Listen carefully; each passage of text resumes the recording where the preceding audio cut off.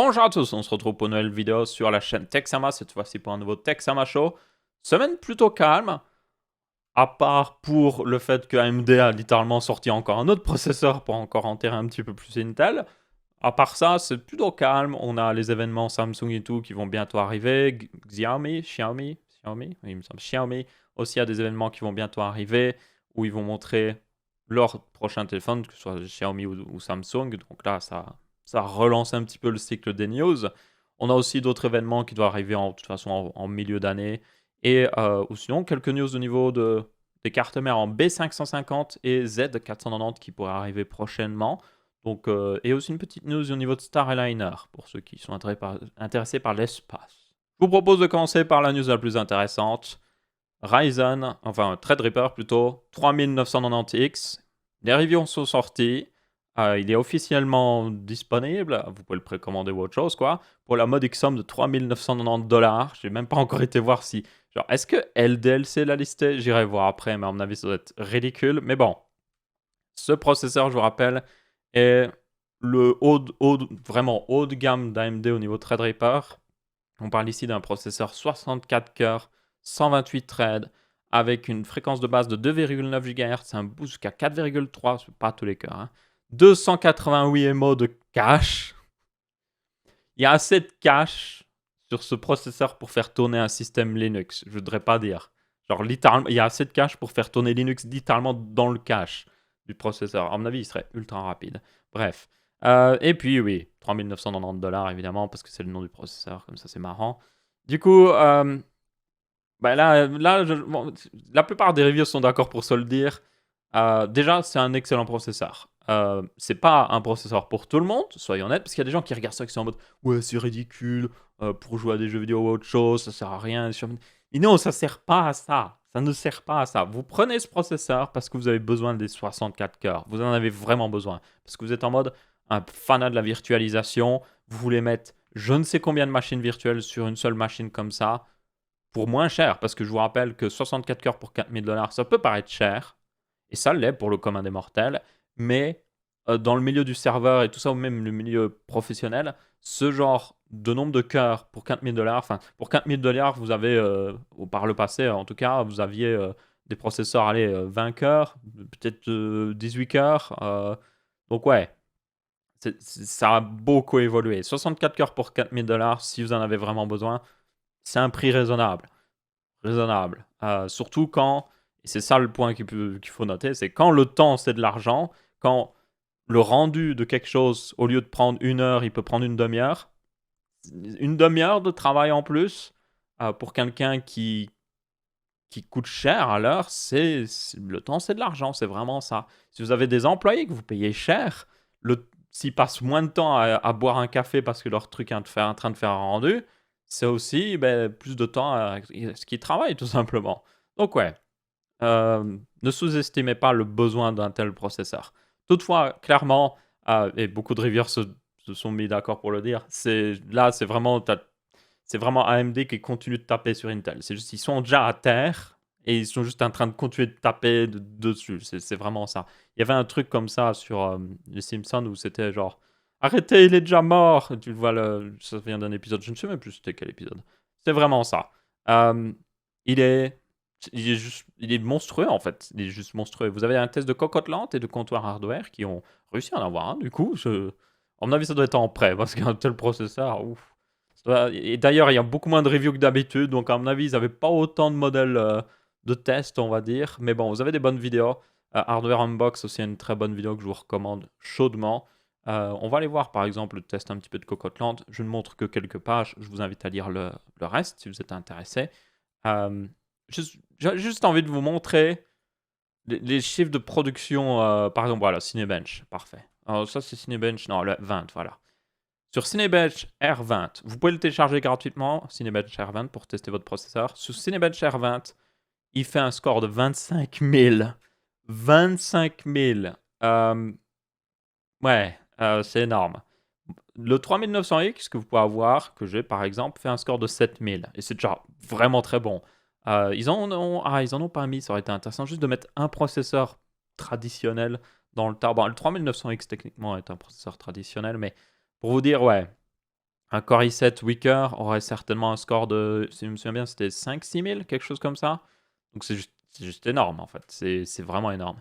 Et le plus étonnant là-dedans, c'est que vous allez dire, ah ouais, bon, il est très bon là-dessus, mais les processeurs, enfin les performances monocœur doivent être désastreuses. Même pas en fait, même pas. Il fait un score de 503 en monocœur, ce qui est mieux que le Core i9 10980 XE. Et bon, un petit peu en retrait par rapport à ses, on va dire, à ses camarades, mais encore vraiment pas trop mal en fait. Ce qui est étonnant, c'est que l'ancien Threadripper, le 29900WX, lui faisait quand même un meilleur score en single, ce qui m'étonne assez bien parce qu'il fait un meilleur score que le 3970X. D'ailleurs, sur les autres benchmarks que j'avais pu voir, sur les autres publications, le 2990X se débrouillait quand même pas aussi bien. Est-ce que c'était pas une version overclockée peut-être qu'ils ont mis dans le graphique là? Bah, c'est énorme, en tout cas c'est juste énorme. Regardez juste le graphique quoi, c'est ça le pire je pense. Ça continue. Ouais. Évidemment, le 10980 XE maintenant coûte 1000 €, donc c'est pas le même genre, c'est pas la même catégorie, c'est pas son concurrent direct, pas du tout même. Le concurrent direct du 10900 XE, ce serait le 3950X qui est juste ici, ou éventuellement le 3960X qui coûte un peu plus cher, mais pas non plus incroyablement plus cher. Donc c'est ça que vous devez regarder. Le vrai concurrent de ce processeur-là, au final, maintenant, c'est les Xeon. Intel a quelques Xeon qui coûtent très cher, qui ont beaucoup de cœur, mais qui coûtent très cher, mais qui juste n'arrivent pas à la cheville de ça non plus. Et c'est vraiment le résumé de ce processeur. C'est littéralement, si vous avez besoin de beaucoup de puissance multi-cœur, CPU, c'est le meilleur processeur que vous pouvez acheter à l'heure actuelle. Si vous en avez besoin. Et c'est le si qu'il faut préciser. Et dans les jeux, étonnamment, genre, ils se débrouillent en fait. Ils se débrouillent vraiment, quoi. C'est pas forcément le meilleur, forcément, mais ils se débrouillent. Par exemple, à Total War, il fait du 103 FPS, ce qui est mieux que le Core i9 10980XE, et ce qui est aussi bien que le 3900X que j'ai là. Il fait, par exemple, dans d'autres jeux, prenons un jeu un petit peu plus. GTA est très limité par le CPU souvent. GTA 5, 106 FPS. Encore une fois, c'est pas trop loin des autres.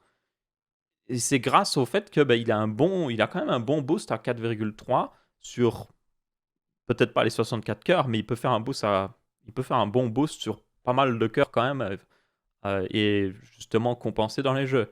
Et aussi le dernier truc étonnant, je pense, c'est au final au niveau température, il chauffe pas beaucoup plus, parce que évidemment ils ont réduit la fréquence par rapport à ses petits frères, on peut dire, le 3970X par exemple, qui lui je vous rappelle, est à 3,7 GHz de base, si je me souviens bien.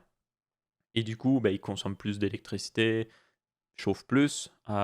Mais le 3990X, comme il a une moins bonne fréquence de base, il chauffe moins. Enfin, au final, il chauffe à peu près la même chose. Il consomme à peu près de la même chose dans les tests, comme vous pouvez voir. C'est même un petit peu moins chez Cocotelant ici. Donc, yep, voilà, c'est impressionnant. Alors ça peut paraître comme beaucoup de consommation, mais tenez compte que c'est un processeur 64 cœurs et vu le niveau de performance que vous avez, non, c'est largement raisonnable. C'est même très bon en fait. Faut pas déconner. Surtout le niveau de chauffe qui est assez, genre il est en dessous des 80 degrés. Et j'ai même vu des Linus Tech Tips, ils ont testé, ils avaient juste un refroidissement en 120 mm classique, air cooler, et ils arrivaient à le tenir au frais quoi. Donc ouais, vraiment impressionnant. Ça montre aussi ce que ça peut donner du Ryzen mobile parce que vous pouvez, par exemple, celui-là, on va dire, bon, c'est pas le premier processeur Ryzen qu'on a, mais c'est un processeur Ryzen un peu trié sur le volet, donc ils ont pris leur meilleur qu'ils avaient et il tourne à 2,9 GHz. Il a d'ailleurs un voltage vraiment réduit, il me semble, à 0,80 volts.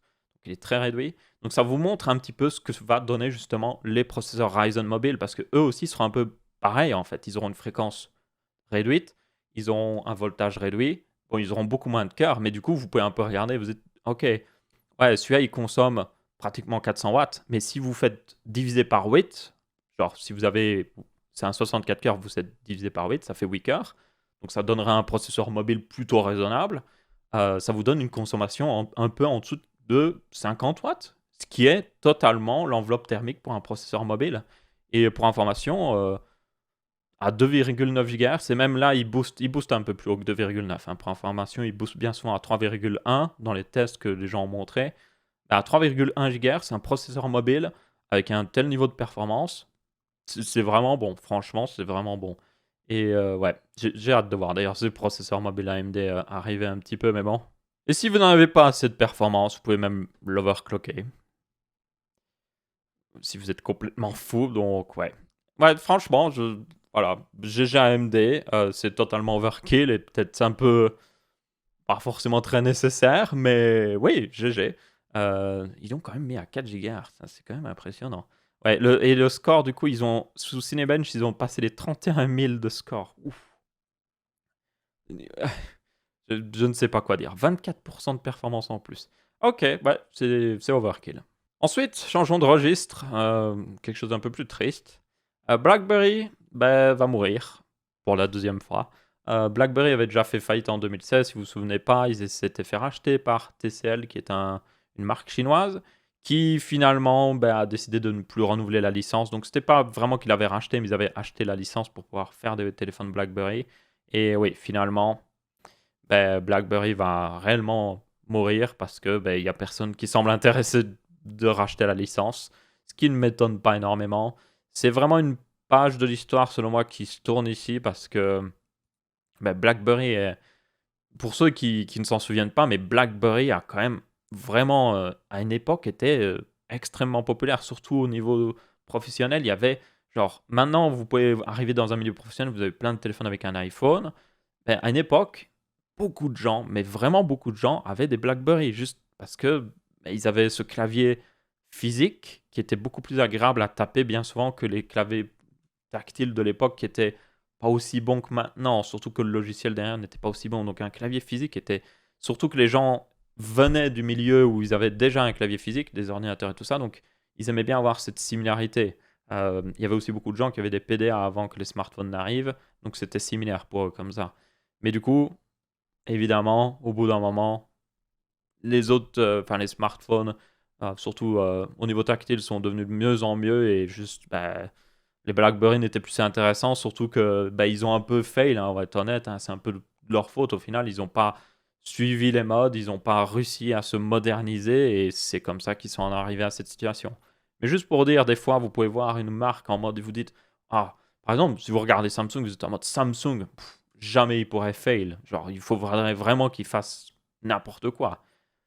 Des fois, dites-vous que c'est vite arrivé. Bon, Samsung encore, ils sont assez énormes, donc ce serait compliqué, mais... Après, il faut se tenir compte que Samsung est séparé en plusieurs entreprises. Donc, Samsung Mobile, téléphone, est séparé du reste. Donc, il pourrait fail quand même. C'est juste que tout Samsung ne failerait pas en même temps, quoi. Mais bon, juste pour dire, ouais. Quand vous voyez une marque qui est énorme comme ça, très utilisée, ne vous dites pas qu'ils sont à l'abri de tout. C'est vite arrivé. Ensuite, on a des news au niveau des cartes mères en B550 et 490, Z490 de chez Intel. Et du coup, le B550, c'est chez AMD. Hein. C'est Gigabyte qui a juste enregistré beaucoup de noms de cartes mères auprès de l'EEC. C'est l'Eurasian Eurasian, voilà.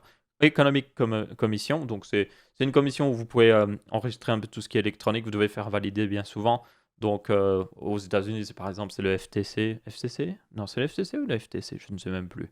Dans tous les cas, ils ont fait valider des noms de cartes mères. Ce qui veut dire qu'on commence à se rapprocher petit à petit, mais ça, on le savait. Le Z490, pas mal de trucs pointent sur le fait qu'apparemment, Intel va plutôt... Ça devrait pas arriver avant au moins le deuxième trimestre de l'année. Donc, actuellement, on est en février, donc ce ne sera pas en mars. Ce sera peut-être en avril ou voire en mai. Ce qui me paraît logique par rapport à ce qu'on a comme information jusqu'à maintenant. Et, et du coup, ça veut dire, oui, que pour ceux qui attendraient, ça fait beaucoup de temps à attendre. C'est pour ça que j'ai fait une vidéo sur le guide de carte mère. J'ai dit, ouais, ça vaut pas forcément la peine d'attendre, selon moi. Même si, personnellement, peut-être j'attendrais. Ouais, je sais pas. C'est difficile à dire, des fois. Ça dépend lequel processeur vous achetez. Et puis le B590, 590, B550, bon ça, il y a des cartes mères. Vous pouvez trouver des cartes mères en X570 pour vraiment pas cher. Par exemple, vous avez celle de Gigabyte dans la vidéo sur les recommandations de cartes mères ou qui était à 150 €. Donc là, on parle de cartes mères en B550 qui vont sortir certainement vers 100, 150 euros et pour les plus haut de gamme, 200 euros. Après, évidemment, vous tombez dans le milieu des X570, donc ne prenez pas une carte mère en B550. Voilà. Le but aussi de cette carte mère, c'est d'avoir le support du PCI Express 4.0 et le support natif, sans mise à jour de BIOS, des nouveaux processeurs AMD. Ce qui n'est pas forcément le cas actuellement de toutes les cartes mères en X470 ou B450 qui requièrent une mise à jour BIOS. C'est pas très compliqué et bien souvent la plupart des sites vous proposent d'avoir la mise à jour BIOS, donc c'est pas un problème selon moi, mais c'est quand même bien de pouvoir se dire que vous pouvez prendre une carte mère sans trop vous préoccuper d'une mise à jour BIOS. Donc ouais, ça arrivera bientôt aussi, on ne sait pas encore trop. Il y avait une carte mère en B550A aussi qui était sortie, mais c'était juste des cartes mères en X470 ou B450 qui avaient été renommées techniquement. C'était un peu particulier, genre il n'y avait pas PC Express 4.0, donc ouais. Bref, là ça va être une vraie alternative au X570 si vous voulez une carte mère qui dure un peu plus dans la durée. Tenez compte toutefois que les cartes mères en X570 profitent toujours du XFR. Le XFR, c'est le mini boost encore en plus, qui peut être sympathique si vous n'aimez pas trop overclocker. Donc, ça donne une alternative aussi. Enfin, ça donne une raison de les acheter aussi. Après, je pense que pour la plupart des gens, le B550 sera certainement les meilleures cartes mères à acheter, surtout si le prix est honnête. Parce que des fois, il faut voir aussi ce que ça donne. Si elle coûte trop cher, peut-être que ça vaudra toujours la peine de prendre des cartes mères en B450. Il y avait aussi un commentaire qui faisait bien de le pointer, mais le support normalement de la M4 est jusqu'en 2020 selon AMD, ou plutôt ça ne veut pas dire qu'ils vont arrêter le support, hein, que genre oh, on fait plus rien comme driver ou autre chose. Non, ça veut juste dire que dès 2021, si AMD sort un nouveau processeur milieu de gamme, ce sera peut-être sur un nouveau socket, justement. Donc, de la M5 ou de la M4+, ils ont déjà fait de la M3+, donc ce serait possible. Ne rigolez pas, c'est possible. Donc, c'est vrai, techniquement, ils avaient dit ça. Après, à voir, peut-être qu'ils ont révisé leur plan, qu'ils se sont dit, non, si on le garde un petit peu plus longtemps, on peut mettre plus la pression à Intel. On ne sait pas trop, hein. C'est v'là des années qu'ils avaient dit ça techniquement. Enfin, v'là des années. Si, ça fait un petit moment quand même qu'il avait dit. Mais bon, je rappelle quand même que toutefois, il y a un refresh de l'architecture Zen 2 qui doit sortir cette année-ci. Donc ce sera Zen 2 Plus si je ne m'abuse, je ne sais même plus. Donc ça va utiliser le nouveau processus de gravure d'ailleurs de TSMC en 7 nanomètres plus, donc c'est une version un peu améliorée en gros. C'est la même qui est utilisée pour les processeurs Apple actuellement d'ailleurs. Et du coup, ça devrait donner un peu plus de performance, certainement une meilleure efficacité énergétique. Pas énorme, hein, c'est juste une amélioration. Et puis eux aussi, de ce côté-là, ils vont améliorer l'architecture. Peut-être qu'ils se sont dit, ah tiens, sur Zen 2, ça marchait bien, mais ça manquait encore de quelque chose. On va améliorer ça. Peut-être qu'ils vont encore améliorer encore plus le support de la RAM. Est-ce qu'ils vont améliorer encore plus peut-être d'autres trucs? Donc, il y aura une nouvelle génération de processeurs qui sortira, quoi qu'il arrive, sur toutes les cartes mères en AM4. Donc, si vous avez acheté une carte mère en X570, dites-vous que vous aurez la possibilité d'acheter un nouveau processeur dans le futur. Et encore en plus, je tiens à rajouter, mais le truc c'est, s'ils sortent fin 2020 et que vous voulez changer de processeur en 2022, voire 2023, ils existeront toujours ces processeurs. Ils seront toujours vendus sur le marché, même s'il y a des nouveaux. Et peut-être qu'ils seront même en sacré promo à 150 euros, genre un 4700X à 150 euros, comme il y a quelques temps, on avait eu des 1700X qui étaient à 150 euros sur les sites de vente. Donc ouais, quoi qu'il arrive, dites-vous que c'est pas. Je vois des gens qui. Encore d'habitude, il y a des gens qui sont toujours. Ah, est-ce que je ferais pas mieux d'attendre les nouvelles cartes mères, le nouveau socket? Non, juste acheter. On est encore loin du nouveau. S'ils ont dit jusqu'à 2020, mais s'ils sortent leur prochain processeur en fin 2021, ça veut dire que vous n'avez pas besoin. Enfin, il n'y aura pas de nouvelle carte mère à fin 2021. Donc, ouais, ça ne sert à rien, selon moi, de s'en préoccuper. Euh, et même chose, enfin, pas totalement la même chose. C'est plus si vous voulez acheter du Intel que vous devez vous préoccuper. Parce que là, c'est juste, c'est très proche. Là, vous voyez, c'est très très proche la nouvelle sortie d'un socket. Donc, ouais. Ensuite, on a des news un petit peu au niveau de Samsung qui a annoncé l'HBM 2E au niveau mémoire. Donc, c'est une évolution de l'HBM. Si vous ne savez pas ce que c'est l'HBM, donc normalement, les puces mémoire sur une carte graphique, vous avez bien souvent, vous avez imaginez, vous avez le GPU au milieu et puis vous avez les puces mémoire tout autour. Et ça marche bien, mais vous avez un petit peu des pertes de performance parce qu'il y a de la distance. Ça consomme plus bien souvent parce que vous devez alimenter chaque puce séparément. La densité de mémoire n'est pas non plus énorme parce que, ben, par exemple, sur une GTX, enfin une RTX 2080 Ti, vous avez genre 11 puces mémoire, si je me souviens bien. Je ne sais même plus. Est-ce que il me semble que c'est 11, oui. Vous avez 11 puces mémoire autour, donc ouais, c'est pas le plus efficace. Donc ils ont créé l'HBM, on l'a déjà vu par le passé sur les cartes AMD notamment, qu'ils avaient un peu introduit, puis finalement maintenant ils n'en utilisent plus trop parce que ça coûtait assez cher, c'était ça le problème. On en voit beaucoup sur les cartes graphiques professionnelles par contre, parce que l'HBM est très rapide, offre une bonne densité de mémoire, parce que là vous avez littéralement 16 Go de, enfin, jusqu'à maintenant, c'était. D'ailleurs, les puces HBM pouvaient monter jusqu'à 8 Go en HBM2. Apparemment, celles-là peuvent monter jusqu'à 16 Go. Donc, une seule petite puce à côté de la carte graphique, 16 Go. Et du coup, c'est génial pour l'efficacité énergétique et tout ça. Et du coup, ben, moins d'énergie dépensée dans la RAM. Et en plus, vous avez une meilleure RAM au niveau de vitesse. Ben, c'est plus d'électricité que vous pouvez utiliser pour la carte graphique, enfin pour le GPU en tant que tel. Donc, meilleure performance encore, tout en n'ayant pas forcément plus de consommation. Donc là, bah, ça permet d'avoir encore des meilleures densités. Apparemment, ils ont amélioré un petit peu la vitesse aussi, ce qui est toujours un bon petit point positif. Mais après, dites-vous une chose, c'est que ce genre de mémoire, c'est pour le haut de gamme. Je ne sais pas si même Nvidia y passera de sitôt sur leur carte graphique haut de gamme. Honnêtement, la GDDR6 se débrouille plutôt bien pour eux. Mais après, peut-être qu'ils vont se dire, tiens, on a un peu marre de la GDDR6, prend un peu trop d'électricité ou autre chose, ben on va passer à l'HBM. Mais bon, le problème jusqu'à maintenant de l'HBM, ça a été le coût, franchement.